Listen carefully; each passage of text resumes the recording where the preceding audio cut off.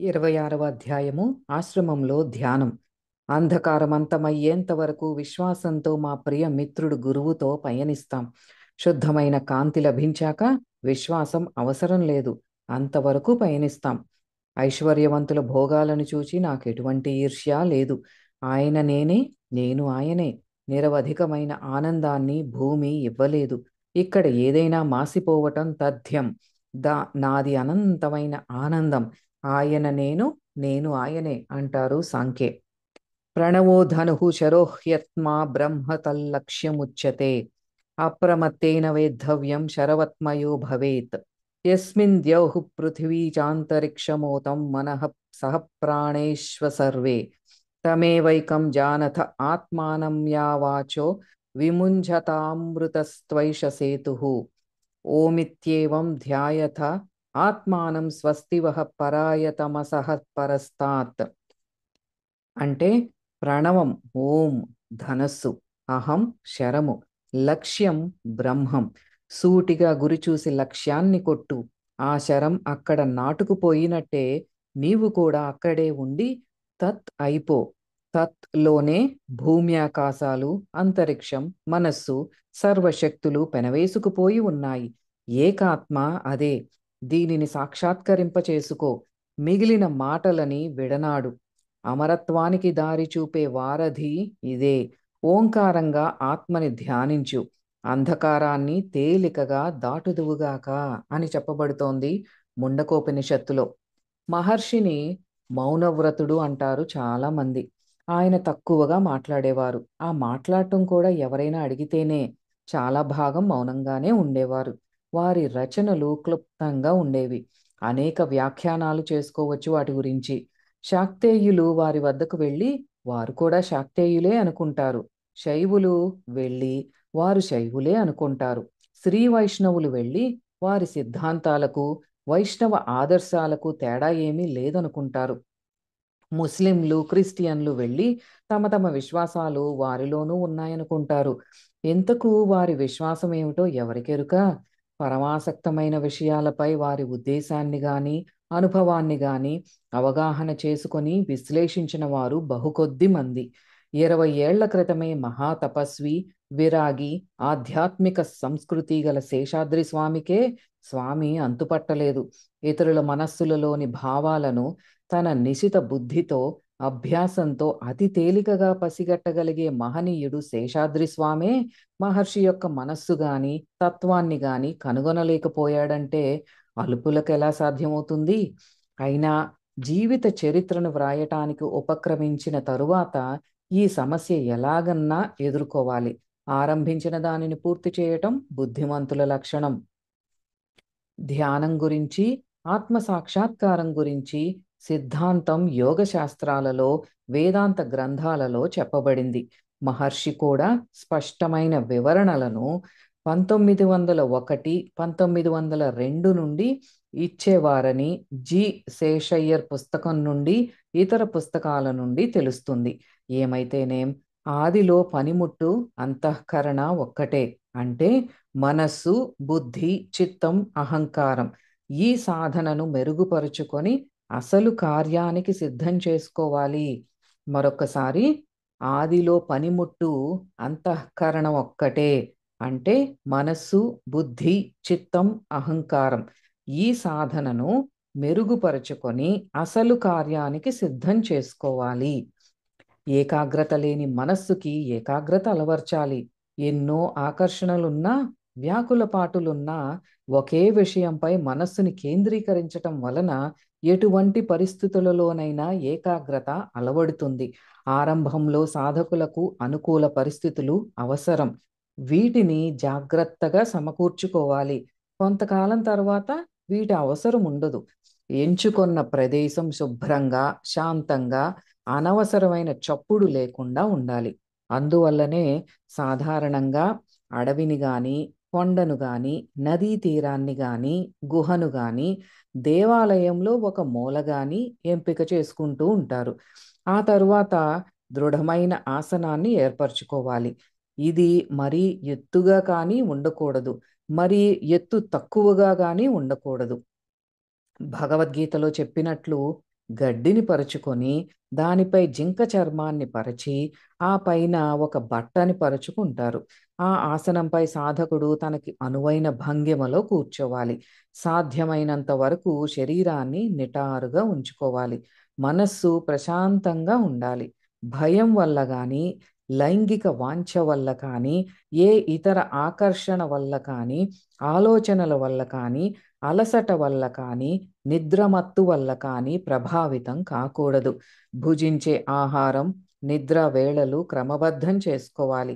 అతిని వర్జించాలి. నిర్మలము, స్వచ్ఛము, నిరాడంబరము అయిన జీవనాన్ని, సాత్విక జీవనాన్ని గడపాలి. ఆలోచనలను అదుపులోకి పెట్టుకోవాలి.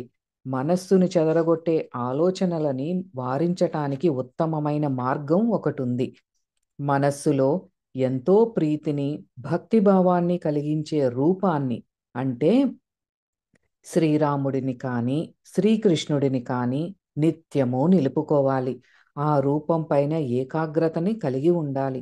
లక్ష్యంలో చొచ్చుకుపోయే బాణం వలె ధ్యానం చేసుకునే వ్యక్తి యొక్క అంతరంగమంతా తాను ఎంచుకున్న రూపంలో గాని, భావంలో గాని విలీనమైపోవాలి. దానితో శ్వాస క్రమబద్ధమవుతుంది, ప్రశాంతమవుతుంది. దేని గురించి అంతగా పట్టించుకోనక్కర్లేదు. ప్రధానమైనది ధ్యానం చేయటమే. కానీ కామినీ కాంచనాలు, యశము, సుఖము వంటి ఆకర్షణల వల్ల మనస్సు నిలకడలేని వారు మాత్రం ప్రాణాయామ సహాయాన్ని పొందవలసి ఉంటుంది. ఊపిరిని బిగబెట్టడం వల్ల మనస్సుకి నిలకడ లభిస్తుంది. కానీ ప్రాణాయామం ఒక చిన్న సాధనం మాత్రమే. దేని గురించైనా ఎక్కువ శ్రద్ధను చూపి అసలు లక్ష్యమైన ఆత్మ సాక్షాత్కారాన్ని నిర్లక్ష్యం చేయవద్దని మహర్షి చెప్తున్నారు. దేని గురించి ధ్యానించాలని మహర్షిని అభ్యాగతులు, శిష్యులు తరచూ అడుగుతుంటారు. ఎవరు ఏ లక్ష్యాన్ని అంతకు పూర్వమే ఎంచుకున్నారో దానినే ధ్యానించమని చెప్తారు మహర్షి. ఎవరైనా ధ్యానానికి వినాయకుడు, సుబ్రహ్మణ్య స్వామి, కాళీమాత, శివుడు, రాముడు, జీసస్, బుద్ధుడు, ప్రణవము, శక్తి బీజము, పంచాక్షరి, అష్టాక్షరి, జ్యోతి, తల్లి, గురువు, వీరిలో ఎవరో ఒకరిని అంతకు పూర్వమే ఎంచుకుంటే దానినే ఎంతో విశ్వాసంతో కొనసాగించమంటారు. అదే గమ్యాన్ని చేరుస్తుంది అంటారు. కానీ ఏ ప్రత్యేకాభిమానము, అభ్యాసము అంతకు పూర్వం లేకుండా తమ వద్దకే ఎవరైనా వస్తే వాళ్ళకి తమ మార్గాన్ని అనుసరించమని బోధిస్తారు. నేను ఎవరిని అన్నదాన్ని తీవ్రంగా అన్వేషించమంటారు. ఇంతకు ముందు వర్ణింపనలవి కాని ఆత్మ సాక్షాత్కారానికి దారితీసే సోపానాల గురించి వర్ణించడం జరిగింది. అసలు నేను అన్నదాన్ని ఎలా ఊహించుకుంటామో గమనించాలి. చాలామంది ఇది దేహాత్మల సమ్మేళనమని విశ్లేషించుకుంటారు. దేహం అంటే పంచేంద్రియాలు, ప్రాణము, ఇతర ముఖ్య వ్యవహారాలు. ఆత్మ లేక మనస్సు అంటే స్పర్శ, జ్ఞానం, స్మృతి, వివేచన, ఇతర మానసిక వ్యాపకాలు. మహర్షి ఉపదేశ సారాన్ని ఇక్కడ పునశ్చరణ చేయటం పునరుక్తి దోషానికి గురి కాదు. వారిని అర్థం చేసుకోవాలంటే వారు ప్రతిపాదించిన పద్ధతిని క్షుణ్ణంగా అర్థం చేసుకొని ఆచరణలో పెట్టాలి. అందువల్ల దానిని పదే పదే చెప్పవలసిన అవసరం ఉంది. లేకపోతే ప్రగతి సుసాధ్యం కాదు. అసలు ప్రశ్న ఇది: నేను ఈ దేహాన్నేనా? ఈ రక్తమాంసాలు, ఈ స్పర్శ జ్ఞానము ఉన్న గూడు నేనా? వాస్తవానికి కానే కాదు. ఎందువలనంటే వీటన్నింటినీ మనిషి ఒక్కొక్కటే కోల్పోతాడు. అయినా తన ఉనికిని అనుభూతిలోకి తెచ్చుకుంటూ ఉంటాడు. అయితే మరణించిన తరువాత ఈ నేను అన్న భావం ఉండదు కదా అని అనవచ్చు. మరణించిన తరువాత ఒక దేహం నుండి మరొక దేహానికి పోతామని చాలామంది ఒప్పుకుంటారు. కొందరికి సజీవులైనప్పుడే కొన్ని అనుభవాలు కలుగుతుంటాయి. నిద్రలో తమ దేహాలను విడిచి దూర ప్రాంతాలను దర్శించి అక్కడ జరిగే వాటిని గమనించి నిద్ర మేల్కొన్న తర్వాత అవన్నీ నిజమేనని ఖాయపరుచుకుంటారు. మరికొందరిని హిప్నాటిజం సహాయంతో ఇటువంటి అనుభవాలకి గురి చేస్తారు. ఇటువంటి వాటి వల్ల మనిషికి తాను దేహానికి, ప్రాణానికి పరిమితుడను కాను అని తెలుస్తుంది. తాను తప్పుగా దేహమే తానని భ్రమపడుతున్నానని తెలియవస్తుంది. దేహము, ప్రాణము తాను కాకపోతే బహుశా తాను మనస్సుని అన్న అనుమానం కలగవచ్చు. దీనివల్ల లక్ష్యానికి ఇంకొంచెం దగ్గర పడవచ్చు. కానీ మనస్సంటే భావాల సమూహమే కదా! ఈ అవగాహన కలగగానే ఆ భావాలు ఆత్మ కాదని వెంటనే తెలియవస్తుంది. నేను ఒక ఆలోచనని రానిస్తాను. అది నచ్చకపోతే దానిని తుడిచివేస్తాను. మరొక భావానికి తావిస్తాను. ఆలోచనలను ఎంపిక చేసుకుంటాను అని తెలియగానే ఆత్మ భావాలు కాదని, ఈ భావాలన్నీ ఆత్మ ఆడుకునే ఆటలని అనిపిస్తుంది. కానీ ఈ ఆత్మ అన్నది కూడా ఒక భావం వలనే మిగిలిన భావాలతో విడదీయటానికి వీల్లేనట్లుగా కలిసిపోయినట్లు ఉంటుంది. కాబట్టి ఈ అన్వేషణలో ఆత్మ తప్ప మిగిలినవన్నీ బాహ్యమైన భావాలుగా ఎంచాలి. బాహ్య ప్రపంచం వలె అవి కూడా ఆత్మకి బాహ్యమైనవే. అయితే వీటన్నింటినీ తీసివేస్తే మిగిలే మూలమేమిటి? బుద్ధి కూడా దానిని కనుగొనగలదా అన్న ప్రశ్న వస్తుంది. కొంతవరకు ఇది సాధ్యమే. అంటే ఒకదాని తరువాత మరి ఒక దానిని ఇది కూడా బాహ్యమైన భావమే వస్తుంది, పోతుంది, మార్పు చెందుతుంది. అందువల్ల ఇది ఆత్మ కానేరదు. నేతి నేతి అంటూ చెప్పే బుద్ధి తన వంతు సహాయాన్ని చేస్తుంది. దీనివల్ల అంతరంగం శుద్ధమవుతుంది. అప్పుడు గాని ఆత్మ జ్ఞానం కలగడానికి సన్నద్ధం కాదు. చివరిగా బుద్ధి కూడా నేను కూడా బాహ్యమైన దానినే, అసలు పదార్థంచే కల్పించబడిన దానినే, నేను అసలు పదార్థాన్ని కాను అని తప్పుకుంటుంది. ఆత్మ బుద్ధికి అందదు, కంటికి గోచరం కాదు. కానీ ఆత్మ అంతటినీ కంటితోనే చూస్తుంది. బుద్ధి కూడా కంటి వలనే బాహ్య ప్రపంచాన్ని చూడగలదు. ఏవో కొన్ని అసాధారణమైన సందర్భాలలో కన్ను కూడా లోపలికి చూసుకోగలదు. దీనినే కఠోపనిషత్తులో అవృత్త చక్షుః అంటారు. నిజానికి ఇక్కడ నేత్రం కానీ బుద్ధి కానీ ఆత్మను దర్శించదు. ఆత్మే తన గురించి తెలుసుకుంటుంది. వర్ణనాతీతమైన దానిని వర్ణించే ప్రయత్నం మనం చెయ్యరాదు. ఏనాడో మహర్షులు చెప్పారు, యతో వాచో నివర్తంతే అప్రాప్య మనసా సహా. అంటే వాక్కు, బుద్ధి ఆత్మని వర్ణించలేక నిష్క్రమిస్తాయి అని చెప్పబడుతోంది తైత్తరీయోపనిషత్తులో. కాబట్టి ధ్యానం యొక్క ప్రాథమిక సూత్రాలను చెప్పి తన అన్వేషణకు పాఠకుడిని విడిచిపెట్టేస్తాం. మాతృత్వంలోని మాధుర్యం గురించి అడిగిన కుమార్తెకు తల్లి ఆగిచూడు నీకే అనుభవం అవుతుంది అన్నట్లుగానే ఇది కూడా ఆత్మసాక్షాత్కారం సచ్చిదానందమయమైన స్థితిని అవగాహన చేసుకోవటం అనుభవం వల్లనే కానీ ఇంకా దేని వల్ల కాదు. ధ్యానానికి సంబంధించిన బాహ్య విషయాలను ఇక్కడ వివరించవచ్చు. ఆశ్రమం యొక్క అంతర్మూర్తిని చూడగోరే వారికి గోచరమయ్యేవి, ఆశ్రమాన్ని దర్శించటంలోని సార్థకతని వివరించేవి ఇక్కడ చెప్పాలి. ఆశ్రమాన్ని దర్శించటానికి వచ్చేవారు చాలామంది మహర్షి అరుదుగా గాని మాట్లాడరు అని గమనిస్తారు. వచ్చిన వాళ్ళని గమనిస్తారంతే. వారు తమ ధ్యానంలో తాముంటారు. వారి నేత్రాలు నిశ్చలంగా ఉంటాయి. వారి శ్వాస లయబద్ధంగా ఉంటుంది. వారి మనస్సు సమాధిలో ఉంటుంది. ఎవరైనా తమ భావాలను స్పష్టపరుచుకోవటానికి గాని తమ అంతరంగంలో చూసుకోవటానికి గాని మహర్షి సహాయాన్ని అర్థిస్తే వాళ్ళకి తగిన సూచనలు ఇస్తారు, సహాయం చేస్తారు. మహనీయుల దగ్గర ఉండటం వల్ల కూడా కుంభకం సాధించవచ్చునని మహర్షి అంటుంటారు. మహనీయులు తమ ధ్యాన ముద్రలో ఉంటూ శ్వాసను లయబద్ధం చేసుకుంటారు. సమాధిలో పడాలన్న తీవ్రమైన కోరికతో వారిని జాగ్రత్తగా గమనించిన వారు కూడా తెలుసో తెలియకో వారిని అనుకరిస్తారు. అప్పుడు వాళ్ళ శ్వాస, మనస్సు కూడా దారిలో పడతాయి. ఇదే అన్ని భయాలను, ఆందోళనలను, వ్యాకులపరిచే భావాలను పారద్రోలి అంతర్ముఖులవటానికి సమాయత్తపరుస్తుంది. మహర్షి శిష్యులు, భక్తులు ఈ విషయమై తమ అనుభవాలను వర్ణించారు. తమ ఇళ్లలో గాని, దేవాలయాలలో గాని, నదీ తీరాలలో గాని, తటాకాల వద్ద కానీ ధ్యానం చేసుకోవటం కష్టం అనిపిస్తుందని, మహర్షి సన్నిధానంలో కూర్చున్నప్పుడు వాళ్ళ బాధలు, ఇతర వ్యాకులపాటు పటాపంచలైపోతాయని ఎందరో చెప్పారు. వారి అనుగ్రహ ప్రభావం అటువంటిది. వారి ఎదుట కూర్చున్నప్పుడు తమకి అంతర్దృష్టి కలుగుతుందని, అదే అలవాటైపోతుందని కొందరు అన్నారు. కొందరు భక్తులు అక్కడికి ప్రశ్నలను అడగటానికి గాని, ఏదైనా మాట్లాడడానికి గాని వెళ్ళరు. ఇతరులు కూడా ఏమీ మాట్లాడకుండా ఉంటే బాగుండును అనుకుంటారు. మహర్షి సమాధ్యవస్థలో ఉంటే అటువంటి అవస్థే తమకీ సిద్ధిస్తుందని భావిస్తారు. మరికొందరు వారు సూచించిన ఆత్మ విచారాన్ని కొనసాగిస్తూ ఉంటారు.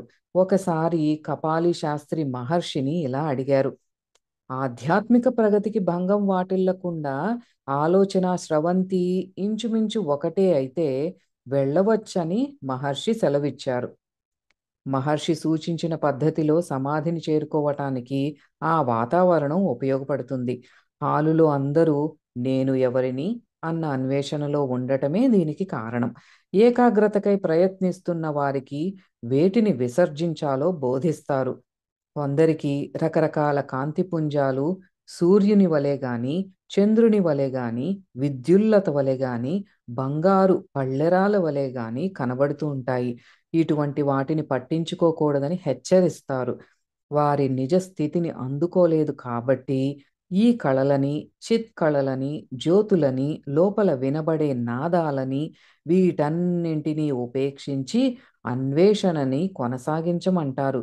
ఒక్కొక్కసారి ఈ జ్యోతుల బదులు శ్రీరాముడు గాని, శ్రీకృష్ణుడు గాని, శివుడు గాని, సుబ్రహ్మణ్య స్వామి గాని, కాళీమాత గాని ఇటువంటి దివ్యుల రూపాలు కనబడుతూ ఉంటాయి. ఇటువంటివి దర్శనమైనప్పుడు కూడా ఉపేక్షించాలని, వాటిని కోరకూడదని, ఆత్మ సాక్షాత్కారానికి చేసే తీవ్రమైన అన్వేషణను ఆపకూడదని మహర్షి చెప్పారు. ఈ రూపాలు కూడా మనస్సు కల్పించేవేనని, అయితే కొంచెం ఉదాత్తమైనవి మాత్రమేనని వారంటారు. వీటి వల్ల వాంఛలు ఉత్పన్నమవుతాయి. ఆత్మ సాక్షాత్కారానికి అవరోధాలు ఏర్పడతాయి.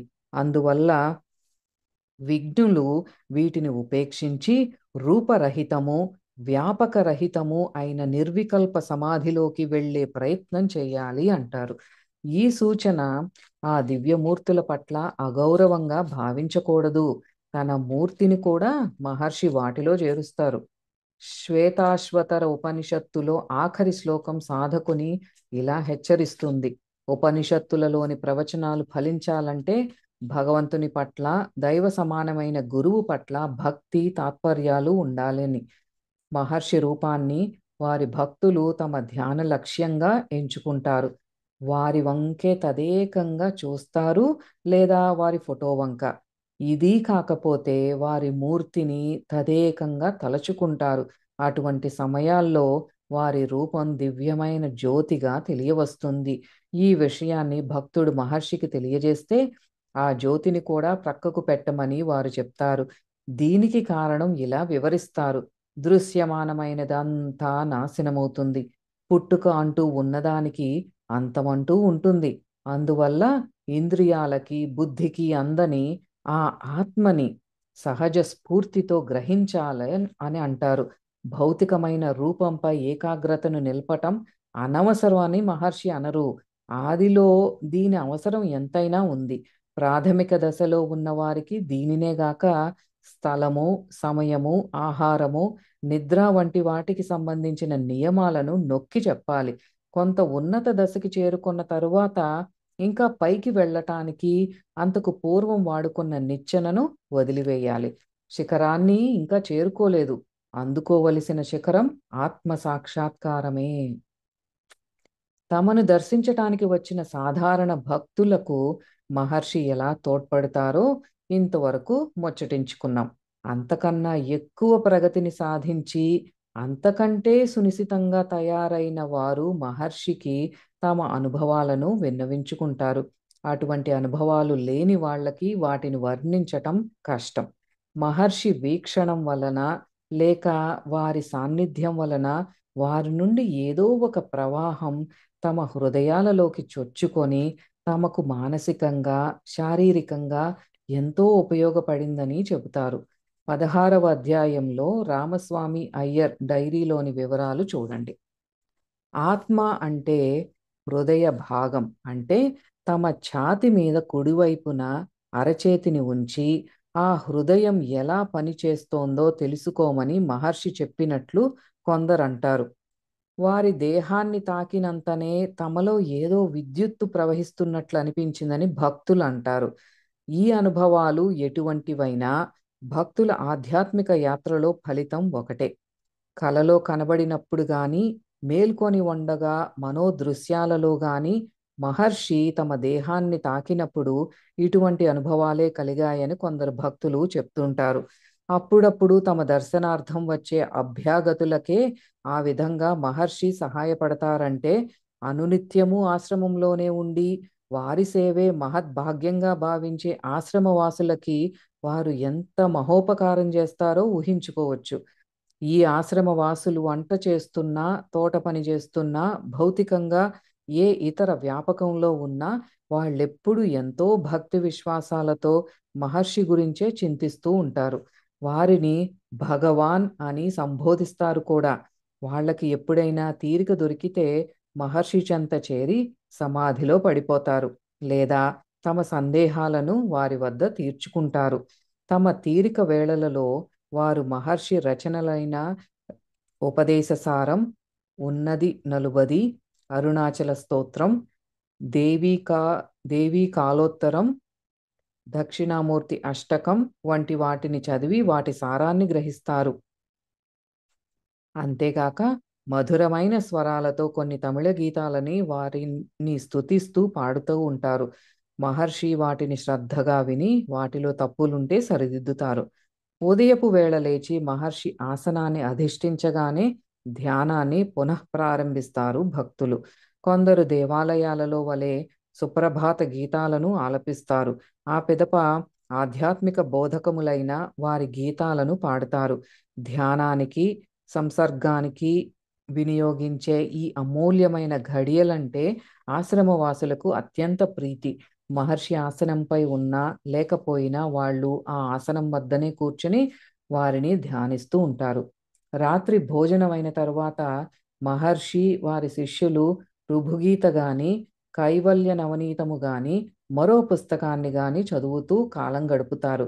వాళ్ళు చదివే గ్రంథాలు సులభంగా అర్థమయ్యేవి. అప్పుడప్పుడు మహర్షి ఒకటో రెండో మాటలతో అర్థాన్ని విశదపరుస్తూ ఉంటారు. ఈ చదవటం 2-3 గంటల సేపు కొనసాగుతుంది. ఒక్కోసారి రాత్రంతా కూడా సాగుతుంది. ఋభుగీత పఠనం సమాధి సదృశం అని మహర్షి అంటారు. అంత శ్రద్ధగా నిర్విరామంగా చదవటం సమాధి అవస్థని కలిగిస్తుంది అన్నమాట. ఋభుగీతలోని ప్రతి పుట, ప్రతి వాక్యము ఆత్మబోధని నిరంతరం చేస్తుంది. అటువంటి గ్రంథాల నిత్య పారాయణం వల్ల మనస్సు సమాధి స్థితికే తేలికగా సన్నద్ధమవుతుంది. చదవటం పూర్తయిన తరువాత కూడా ఆ మాటలు మనస్సులో, చెవిలో ఇంకా వినబడుతూనే ఉంటాయి. తమ రచనలను నిత్యము చదివే వారిని మహర్షి ఈ కారణం వలనే ప్రోత్సహిస్తారు. వారి పలుకులు, సూక్తులు, భావాలు పాఠకుల మనస్సులో ఇంకుతాయి. ఆ పిదప వారు ఇచ్చే సూచనలను, సలహాలను అతి తేలికగా గ్రహింపగలుగుతారు. ఇవన్నీ వాళ్ళ హృదయ క్షేత్రాలలో ఇంకి కాలక్రమేణా సత్ఫలితాలను కలిగిస్తాయి. ఇప్పటి వరకు ధ్యానం గురించి ఇచ్చిన వర్ణన వలన ఆశ్రమంలో కేవలం నిర్గుణోపాసనే జరుగుతుందన్న అభిప్రాయం ఏర్పడవచ్చు. ఇది పూర్తిగా నిజం కాదు. నిర్గుణ బ్రహ్మంతో తాదాత్మ్యం పొందటం అంతిమ లక్ష్యం నిజమే. కానీ నిర్గుణోపాసన అధిక సంఖ్యాకులకు కష్టసాధ్యమని అనుభవజ్ఞులకు తెలుసు. అందువలన కొందరిని సగుణోపాసనని అవసరమైతే ప్రతిమల సహాయంతోనైనా సరే చేసుకోమంటారు. ఇది ఆయా సాధకుల అభ్యాసం బట్టి, పరిస్థితులను బట్టి, భావాలను బట్టి మారుతూ ఉంటుంది. డిసెంబర్ 1925లో సేలం నుండి కొందరు ప్లీడర్ గుమస్తాలు మహర్షిని దర్శించటానికి వల్లిమలై మురుగర్ అనబడే తిరుప్పగళ్ స్వామితో పాటు వచ్చారు. వల్లిమలై మురుగర్ తన సమయాన్నంతా అరుణగిరినాథర్ రచించిన సుబ్రహ్మణ్య స్తోత్రాలను గానం చేయటంలోనే వినియోగిస్తారు. ఆయన ఆ స్తోత్రాలను సరిగ్గా అర్థం చేసుకోకపోయినా శ్రావ్యంగా పాడటం మహర్షి అంతకు పూర్వమే గమనించారు. మహర్షి ఆయనకి తిరుప్పగళ్లోని భావాలను ఎంతో ఓర్పుతో వివరించి చెప్పారు. తత్ఫలితంగా వేరే విద్య లేని మురుగర్ ఇప్పుడు తమిళంలో పట్టభద్రులైన వారికి కూడా ఆ గీతాల భావాన్ని బోధించగల స్థితికి చేరుకున్నారు. ఆయన సగుణోపాసననే చేసేవారు. తమ బోధనల వల్ల మహర్షి ఆయనని ఆ మార్గాన్నే ఇంకా శ్రద్ధగా అనుసరించేటట్లు చేశారు. సేలం నుంచి వచ్చిన వారు మహర్షిని గాయత్రి మంత్ర జపం వల్ల నిజంగానే లాభం ఉంటుందా అని అడిగారు. దానివల్ల నష్టమేమీ లేదు. కానీ సత్ఫలితాలకి గాయత్రి ధ్యానం చేసేటప్పుడు సవిత అంటే సూర్యుని మండలంగా భావించుకోవాలి అన్నారు. అంతేకాకుండా నమస్సవిత్రే జగదేక చక్షుషే అంటూ ప్రారంభమయ్యే మంత్రజపం కూడా ధ్యాన మార్గంలో ఉపకరిస్తుంది అన్నారు. సూర్యమండలాన్ని విశ్వానికి నేత్రమని, వైదిక జ్ఞానానికి ప్రతీక అని, అన్ని గుణాలకు మూలమని, త్రిమూర్తుల అంతరాత్మ అని భావిస్తారు. త్రిమూర్త్యాత్మకమైన ఆ మూర్తి సూర్యమండల మధ్యస్థం, పద్మంపై ఆసీనమై, బంగారు ఆభరణాలంకృతమై, శంఖచక్ర గదాధరమై ఉండే ఆ మూర్తిని ధ్యానిస్తారు. వీటిలో శంఖం అంతరిక్షానికి, పరిభ్రమించే గోళానికి ప్రతీక. చక్రం సృష్టికి, పరిభ్రమణానికి ప్రతీక. గద సర్వశక్తి సమన్వితానికి రూపం.